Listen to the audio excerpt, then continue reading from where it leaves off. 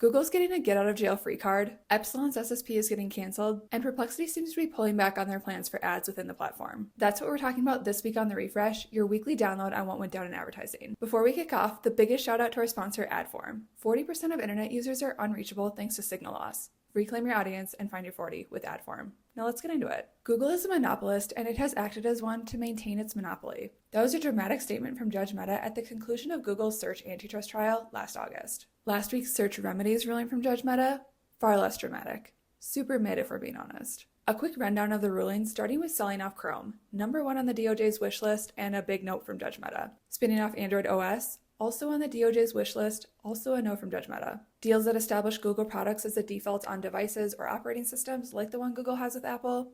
Game on, as long as those deals don't establish exclusivity for Google. Google will have to share components of its search data like index or user interaction data, but not ads data with qualified competitors like a DuckDuckGo or a Brave browser. One factor that had significant sway over Judge Mehta's ruling that no one saw coming when the case was introduced in 2020, generative AI. Judge Mehta said introduction of the technology to the market influenced his ruling because it introduced the potential for legitimate competition, like OpenAI, to Google. Given the way the search landscape is evolving, it does make you wonder if these remedies will regulate Google or if the market is just regulating itself. The DOJ disagrees with me here, but I think the next decade will see another iteration of big tech antitrust with Google bringing some serious main character energy. Moving over to Epsilon SSP, who's being canceled by media buyers from the likes of WPP, IPG, and Dentsu after learning that they may be inadvertently funneling ad spend and client data to competitor Publicis. There is a hint of irony here, considering WPP's recent critique of Publicis for Epsilon SSP's ad inventory quality. Thanks to an opaque process known as multi-hop reselling, where inventory is bought and sold through several SSPs before reaching the buy side, media buyers didn't realize that they were actually transacting through Epsilon SSP, which was purchased by Publicis in 2019.